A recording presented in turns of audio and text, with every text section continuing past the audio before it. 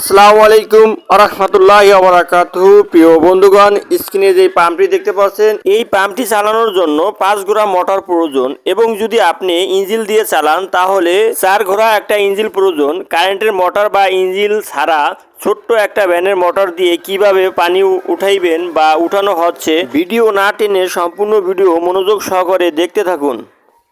এই যে আপনারা আমার হাতে যে মোটরটি দেখতে পাচ্ছেন, এটা একটা ভ্যানের মোটর। এই মোটরে যে প্রিমিয়াম সাইডটা আছে এটা আমাদের প্রয়োজন না, অর্থাৎ আমরা যেটা মাথা বলি এটা প্রয়োজন না।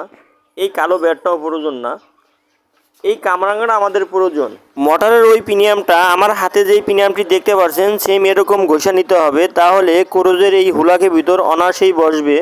বসানোর পরে চারিদিকে রাউন্ডে জ্বালাই দিয়ে নেবেন যাতে ক্রোজ ঘোরার সময় খুইলা যাতে না যায়। তো এই মোটরের সাথে লাগানোর পরে এখানে একটা ক্লিপ থাকে, সার ক্লিপ, ওই সার ক্লিপ লাগানোর প্রয়োজন। ক্রোজের অপর সাইডে যেই পাইপ থাকে ওই পাইপ থেকে 3 ইঞ্চি পাইপ কাইটটা এই পাম্পের সাথে বসাইছি যেন মোটর ফিটিং করতে সুবিধা হয়। তো আপনারা আপনাদের সুবিধা মতো বসাইতে পারেন। এইরকম ভিডিও সবার আগে পেতে হলে চ্যানেলটি অবশ্যই সাবস্ক্রাইব করে বেল আইকন বাজিয়ে রাখুন। তো এই মোটরে ব্যাটারির পরিবর্তে বিদ্যুৎ সংযোগ দিব আমরা।